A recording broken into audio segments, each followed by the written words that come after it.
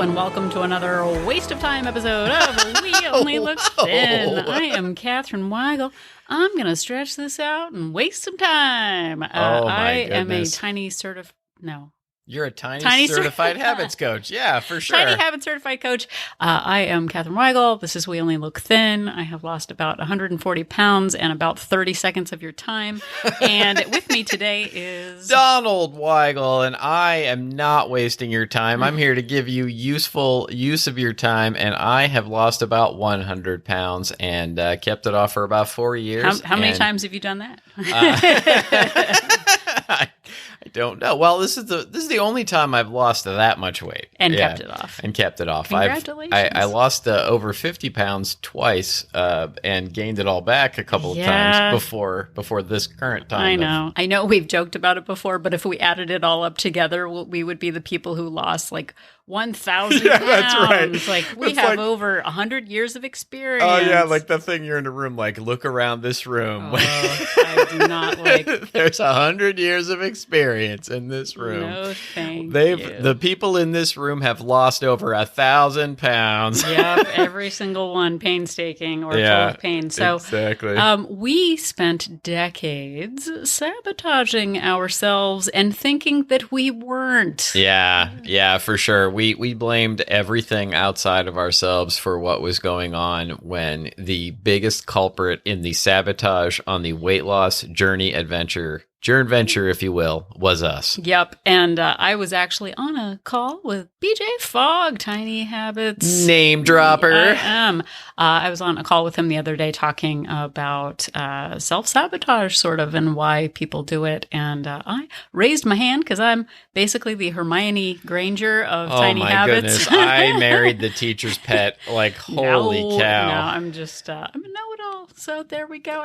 I always have something to say. That's better in some way? I call you teacher's pet. You're like, no, I'm just a know-it-all. Like, that's better. Well, my other reference was going to be Arnold Horshack from I was going to say Dukes of Hazzard. Yeah, from Dukes of Hazzard. Welcome back, Cotter. Welcome back, Cotter. Oh, Mr. Carter. Yeah. But I have a lot of experience with sabotage, so I knew what to say. So my insight, as it were, was that when we give up responsibility for things, we have proof that we're not able to change. See, I'm too old. Oh. It's perimenopause. It's my job. It's external factors. And when we do that, it gives us permission to just keep repeating the same habits over and over again. And I did that for 20 plus years. I did not know you were going to say that. And it is so insightful. And see? I feel like I'm being attacked for how I did that for years and years and years and just like wanted that proof that there was nothing I could do. Yeah, I don't know it doesn't play well on podcasts because it's a visual, but I kind of make that, like when Lucille Ball would get caught on I Love Lucy doing something that she knew was bad, and she would kind of make that like,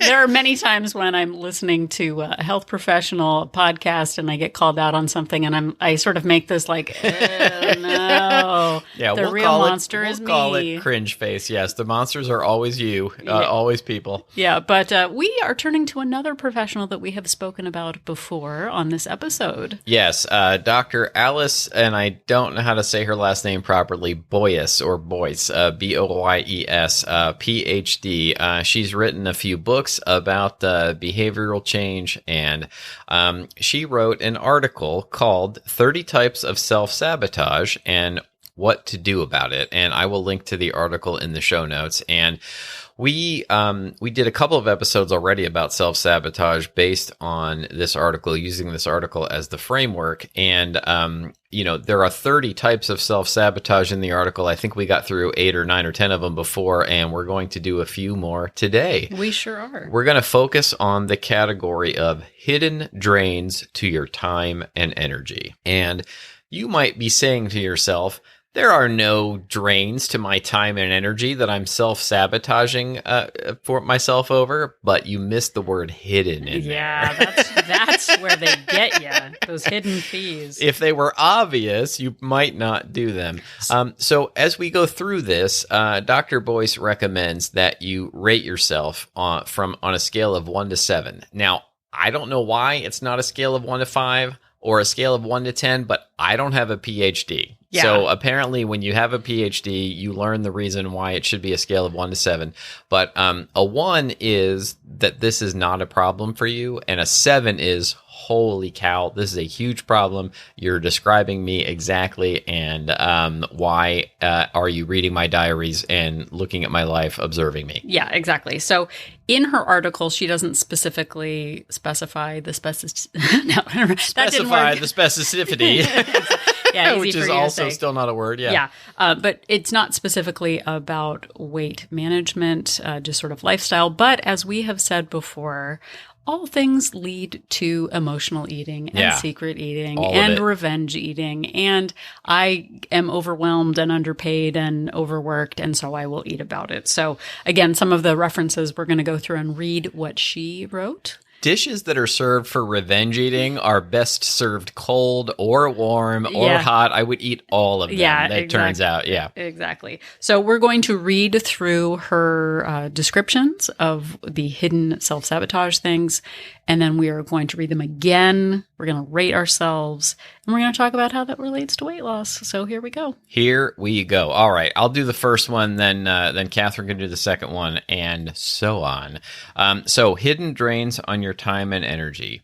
1, you waste a lot of time and emotional energy reinventing the wheel, such as writing a new packing list each time you take a trip or continually resetting passwords you forget rather than taking the time to set up a password manager. I'm not going to be on this podcast anymore. I have stuff to do.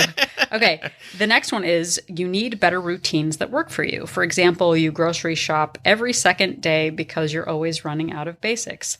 How dare you? How dare you indeed. Next. The third one is other people in your life defer all decision making to you rather than taking up some of that burden. You allow this pattern rather than empowering them to make decisions. I'm the boss of all the things. Yeah, and then the last one is in situations in which you can choose to be happy or miserable, you choose miserable. Yeah. So yeah, there's all of these things between 1 and 7. So I feel a little attacked on some of these, but we're going to go through them and then relate them to weight loss. So, Donald, do you want me to go first? Yeah. Start. Okay. So, again, you waste a lot of time and emotional energy reinventing the wheel, such as writing a new packing list each time, resetting passwords, etc.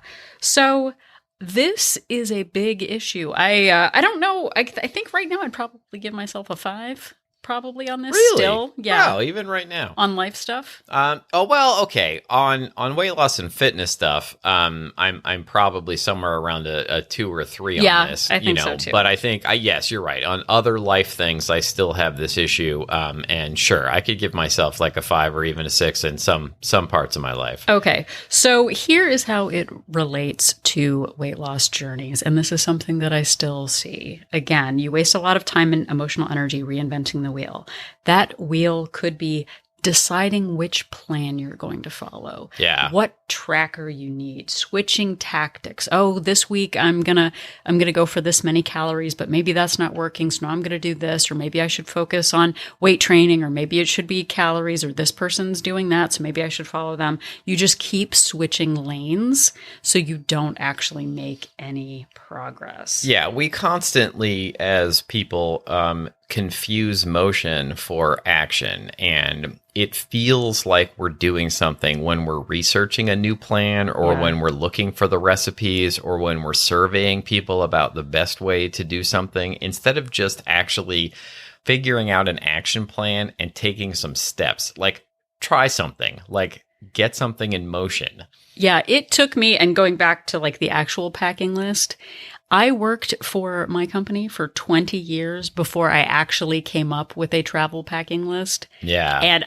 it was life-changing when I actually was like, oh, gee, all of my itineraries and the directions to the client offices that I used on MapQuest. And here's a pro tip. Marry somebody who creates a packing list and then steal that packing list, which is what I did. So now I also have a packing list. Yeah, exactly. So just back to the actual, like packing list aside, is what are you going to pack for food? There, we turned it over. Yeah. So not coming up with systems for your food choices. Donald and I have like 2 or 3 breakfasts that we choose from, a couple of lunches, some go-to meals when we're in a rush. We have simplified the process by not opening up the entire world of food choices to ourselves, which overcomplicates it. When we overcomplicate it, we get distracted. We think it's too hard when really we're just making it hard on ourselves. Yeah, I have tried to set up my plan to put myself on autopilot as much as possible to eliminate a lot of that, like searching for the next best thing or having to decide every time.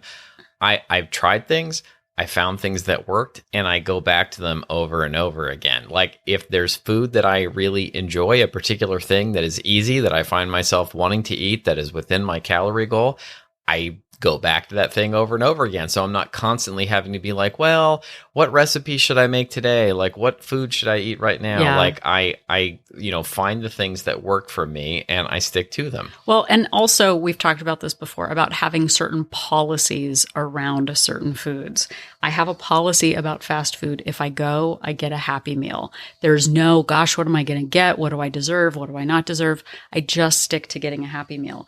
Again, having go-to quick meals for days that you're low on energy, where I can get takeout from a certain place, or I've got frozen meals in the freezer that don't take a lot of effort, that makes my life easier because I don't have that decision fatigue. Well, and also like go-to quick exercises too, things that that you're going to be able to fit into your day and things that you're going to be able to do because you don't hate doing them. Like for me, that's primarily taking advantage of all of the movement I get throughout the day, all of the walking, the going upstairs, all of that non-exercise activity thermogenesis, the NEAT that we've talked about before, which is all of the calories that you burn throughout your day rather than just dealing with hard exercise, which I kind of still at this point, I shouldn't even say kind of, like I basically hate doing. Like I hate going to a gym and doing, that specific like cardio machine exercise. I much prefer to burn my calories throughout the day as I'm just moving around. Right.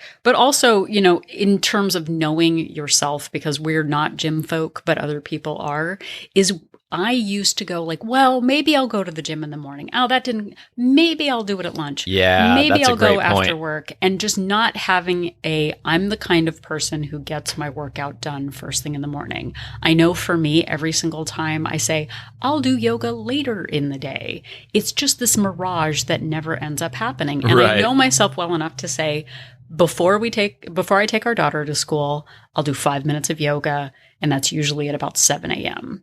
And having that just in my schedule, I'm a person who does yoga at 7 a.m., takes away that decision fatigue or that like pushing it down the road, like, oh, I'll figure it out later.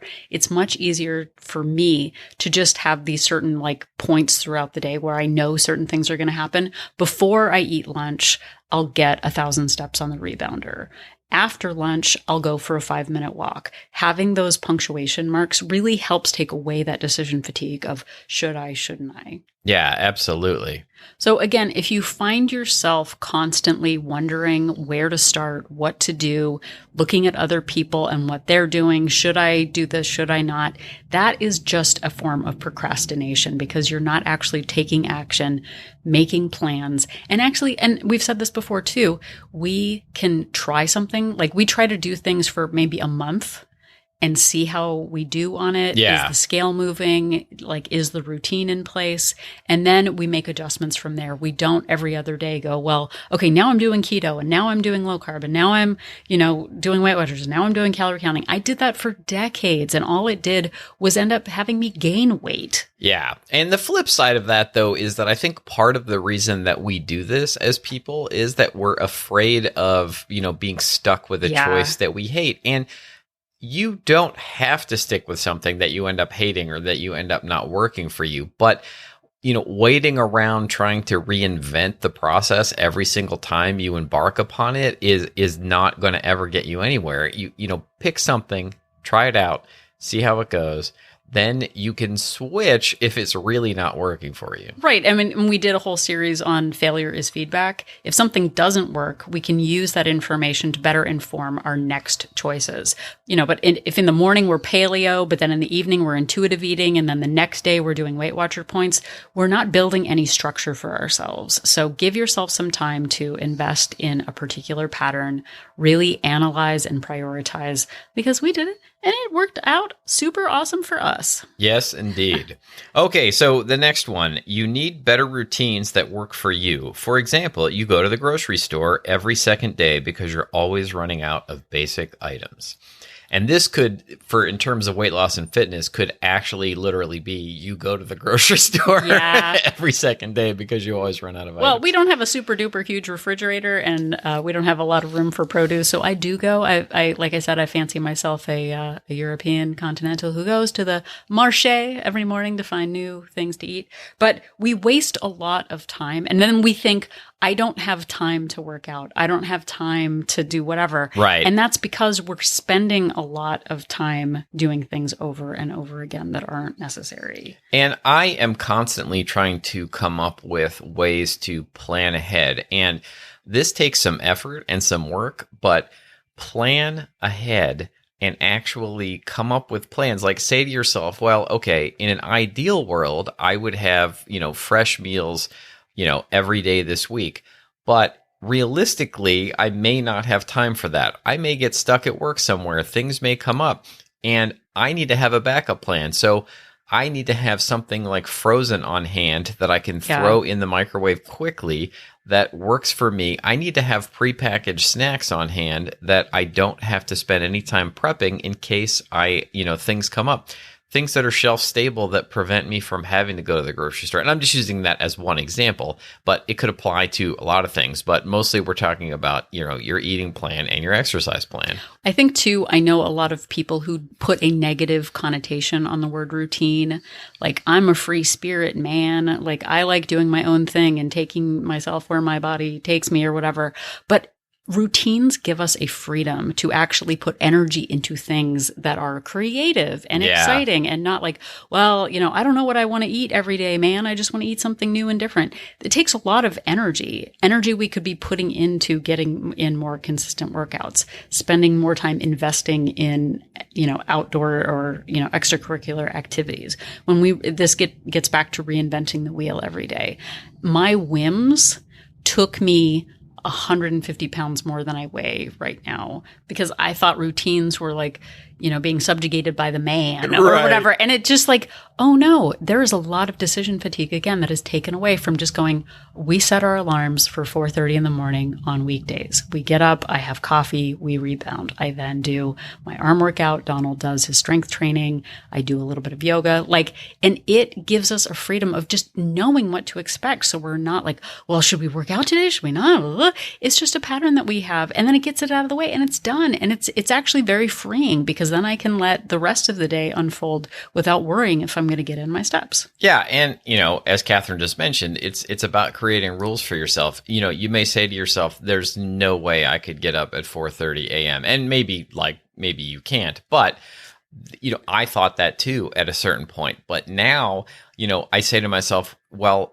how could I get up at 4:30? Oh, I know. That is if I start to go to bed at 9 o'clock at night and make sure I have lights out by 9:30, then I can get enough sleep to make that a reality, to then fit in that morning exercise into my life. And so it's really about coming up with that routine, as is implied in the question, that actually will make these goals work for you. If you're constantly like, well, I'm just going to go to bed when I feel like it, and then you're like, oh my goodness, it's 11:30. Well, there's no way I have time to get up early. Yeah. If you don't set that routine in place, it's not going to happen. Yeah. And I think this episode is not about time management per se. I think we actually might do an episode on optimizing time, but this is just sort of a general structure of, when we're overwhelmed, when we plan last minute, when we don't have structures in place, they lead us to eat emotionally and impulsively because, oh gosh, I'm so scattered. I don't even have time to think about what I'm going to eat.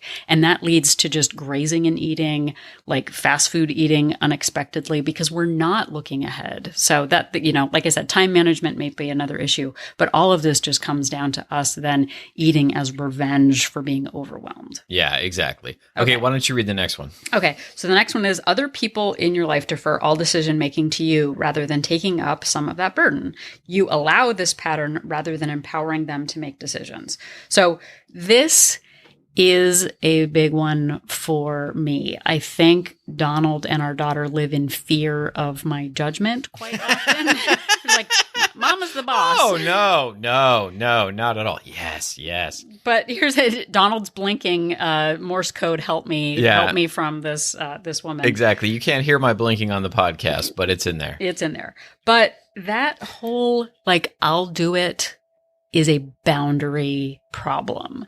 I'll do it. I do everything. It's not going to be done the right way unless I do it. And we get into these patterns, especially in long-term relationships or at work of fine, I'll just take care of it. When we don't mean fine, I'll take care of it. We're just building up like resentment and we feel like victims when really we're not letting other people in to support us. Yeah, absolutely. And look, I think there's even a flip side to this, which is that you're letting somebody else do all of the decision making so that you're not having any agency in your own life. Like you're allowing another person's choice of what you're eating and how you're spending your time to drain all of your time and energy. Point. Nice one. Well, Thank you. I think this follows too in the following someone else's weight loss plan to the T, like a plan that's follow this 30-day eating pattern, do these exact things. We have adapted, and we've talked about this before.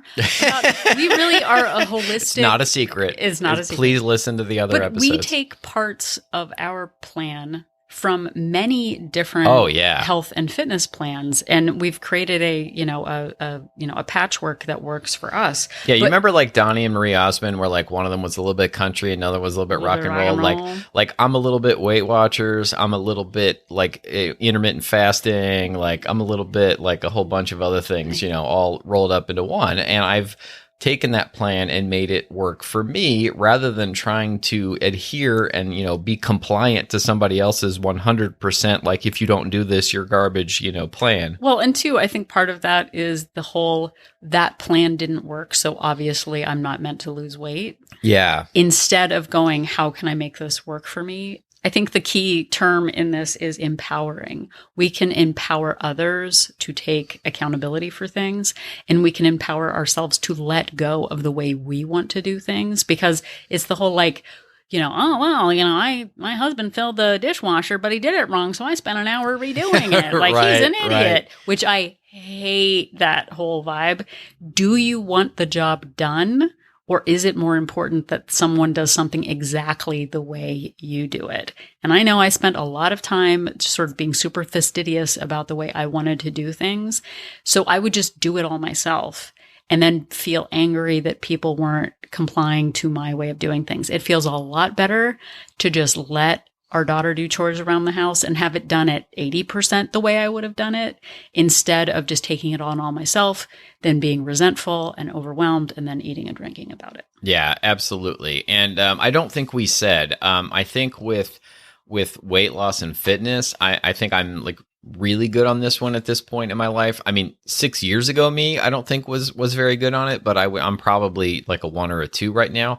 But there are definitely other aspects of my life at work where this is a real problem for me, something like a 5 or a 6. Yeah. And I think on this too, like the decision making, we often feel like we have to just go with the flow of like, well, my family wants to eat at this restaurant, so I don't have any choices. We can still make healthy choices within other people's requests too. So there's a lot to unpack on this, but generally, what grade would you give yourself on this? How could you take a little bit back? We've done episodes on boundaries, so you might want to go back and listen to one of those. But yeah, I feel like I'm a lot better about owning my choices now and not just feeling resentment for feeling like I had to take everything on. So I'm going to give myself a pretty good grade on this. All right. Well, good for you. Nicely.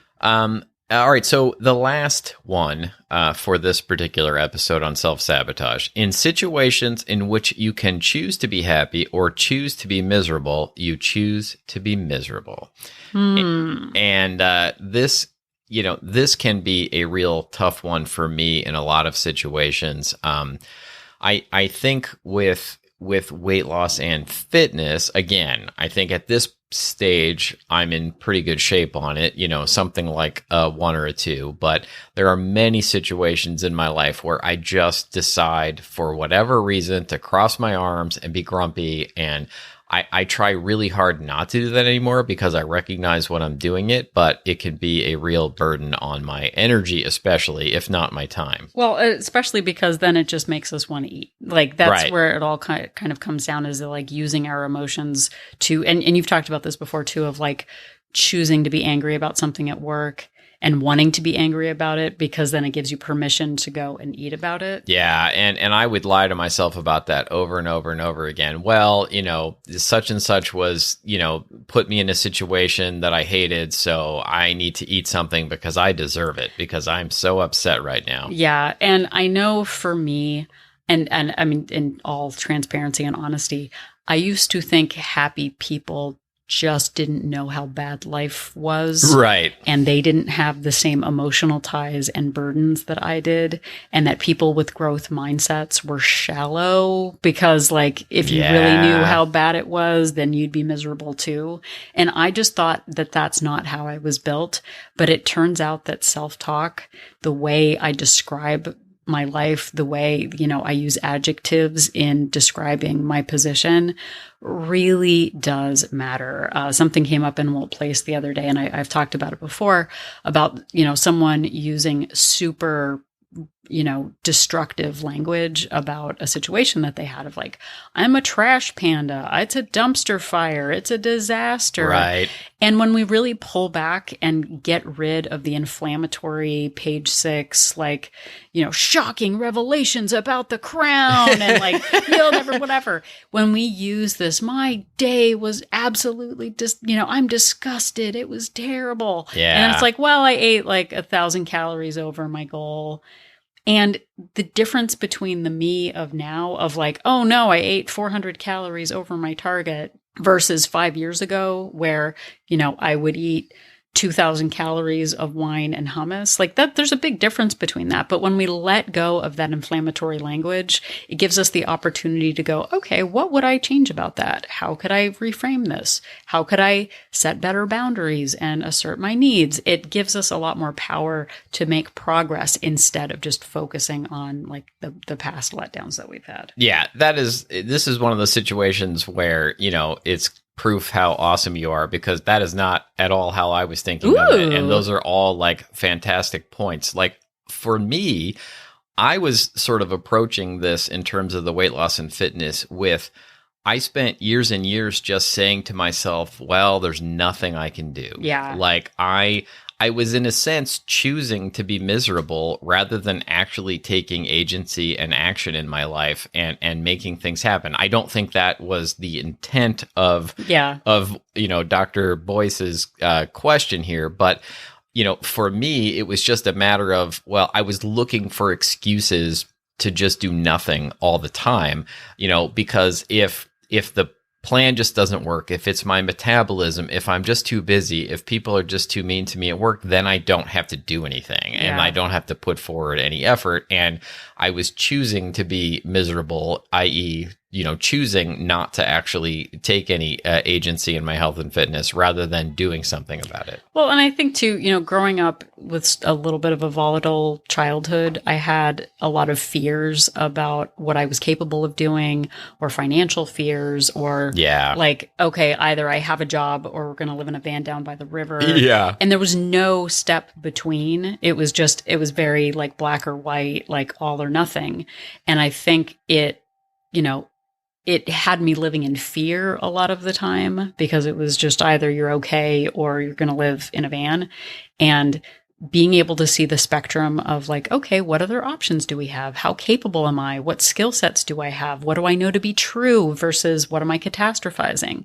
Like, it feels a lot better to think about solutions. And we've talked about this before too, recently on the swarm of behavior episodes. Yeah. About like, okay, what are my actual problems right now? What solutions could I phase in that would help me? How can I take tiny habits and small steps to change my perspective on things? We don't even have to go from like, again, I sort of saw it as either you're miserable and you're well informed, or you're happy and you're shallow. And there's a spectrum between like good and bad of like, how can I make this neutral? Like, how can I make this not be the end of the world? What do I know to be true? How can I empower myself? So it's a kind of a big, like initially when I read this, I was like, ooh, I don't know if we should even talk about it. But really those small shifts in mindset do impact everyone around us too, because the more negative I am, the more it's going to impact the people around me. If I'm walking around like Eeyore and the world is going to end, right, it really impacts my relationships and my ability to see hope for the future and empower myself. Well, and adapting a growth mindset and achieving my health and fitness goal and maintaining it for as long as I has spilled over into other aspects of my life. And I now really believe that if I apply the right system, I can achieve whatever sort of goal that I'm trying to achieve. Yeah. And now please understand that I still have a lot of growing to do. Oh, yeah. I have a ton of fears. You have way more growing than I do even. But, I still have insecurities, and I'm not saying that like, oh, anything's possible, man, just do it. But I'm like, okay, what small steps can I make in the right direction? And it's scary. It's scary to take responsibility for your life at any age. You don't suddenly become an adult. You become, the person you're going to be by doing the things that person does. So we still have work to do, but recognizing that we don't have to do it all at once matters, and knowing that we can make small changes toward the kind of person we want to become helps. And believe me, I still turn, white with rage. I don't know, what color do you turn when you're green, red? All rage? of them. Yeah, all of them. It's like a rainbow of rage, the rage rainbow. Raging rainbow. I still, and Donald and I have different things that we get angry about. So it's interesting to see, like, me, like I'm never going to be like, man, just chill, man. It's not a big deal, because I have things that set me off that don't set him off, and vice versa. So we see them as works in progress, but at least we're aware of them, and we don't, know that we're victim to them. We know that we can make small changes. So absolutely. Okay. So, we're not going to solve all of these problems in one podcast episode, but wanted to go over at least briefly what Dr. Boyce suggests as the sort of she doesn't say tiny habits, but I'm saying these sort of tiny habits steps to move forward. And the first thing is to consider addressing any of these habits that you've rated 5 or above. If they're really a serious habit, start there. And then once you see your patterns, make specific behavioral plans of what you'll start doing instead. Yeah. So we did the episodes on the swarm of behaviors, one, troubleshooting behaviors that you want to get rid of, and then doing another swarm of behaviors on behaviors you want to add. So you can go back and listen to those episodes. Yeah, absolutely. And then the next step is to any behavior change plan you come up with needs a contextual trigger. And BJ Fogg refers to this as a prompt. So when you're trying to change a behavior, it's got to be, a prompt. Like, for example, not weight loss and fitness related, but I am trying to moisturize my hands more because I have trouble with dry hands. So I have set the obvious prompt of anytime I wash my hands, I follow that up by using hand moisturizer. So things like that. So it could just be like, okay, in the morning, right after you make your coffee, then you're going to do 5 push-ups or something like that. Like something that you're going to do every day. You prompt yourself to do this other behavior right afterwards. Yeah.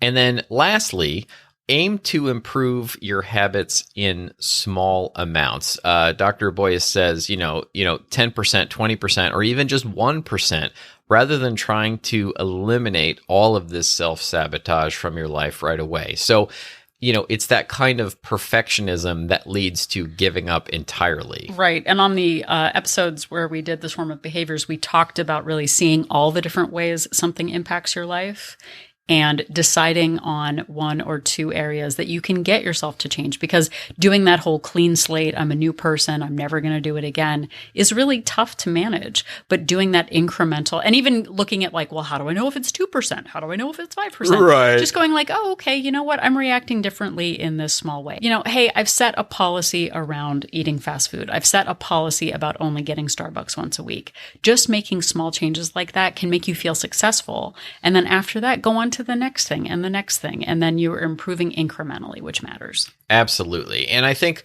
part of the reason that I wanted to do this in the first place was, recognizing behaviors that I was engaging in and realizing I was doing it was really one of the big keys to unlocking my ability to hit my weight loss and fitness goal. I'm doing everything right. It's the world that's against me. Yeah. And it was all of that lying to myself, all of that self-sabotage that I was doing. Like once I realized I was doing it, it was harder for me to continue to do it once I put the real name on it. Yeah, exactly. So thank you so much. I think that wraps up this week's episode. We are grateful to every one of you for listening. If you'd like this episode, we have many, many more available wherever you found this one, and also on our website at any time at weonlylookthin.com. Yep. And if you are at weonlylookthin.com, you can click on the link for join our support group. Wolt Place, We Only Look Thin Place, is a support and accountability group based on Facebook for women. It is not a weight loss plan, but it is a place for support and accountability and honesty. A lot of times on the internet, maybe you can't say everything you want to say in public, but in the group, we are just a trusted small group of women supporting one another, and I'm super proud of it. So we have 2 subscription options, a monthly option with a 3-day complimentary trial and a 7-day complimentary trial for a 3-month subscription. So check it out and see if Wolt Place is right for you. Yes, please do. And if you'd like to interact with us in other ways, you can find us on social media, Facebook, Instagram, Twitter, at weonlylookthin. And you can also email us to weonlylookthin@gmail.com. It may take us some time to get back to you with the email, but eventually we do. And we plan to do some more mailbag episodes, I think, coming up soon, answering listener questions live on tape on a podcast. It's not even really tape. It's all digital, but you know what I mean. And we would love to hear from you. Episode ideas, questions that you have, all of it makes us happy. weonlylookthin@gmail.com. Yep. And if you are liking what you are hearing, you can head over to Apple Podcast and leave us a rating and a review. Not only does it make us feel good when we know we are making a difference in your lives, but it also helps boost our visibility when people are looking for inspirational podcasts like ours. Absolutely. And if you don't want to do any of those things, you can just tell somebody about the show. If you've got somebody in your life who you think might enjoy our brand of helpful advice, inspiration, and shenanigans, please let them know about the show. It's one of the best ways to help it grow. Yep. So if you still can't decide whether you're choosing to be happy or choosing to be miserable about listening to this episode, just remember that Donald and I are an inspiration. Choose to be happy. Asian.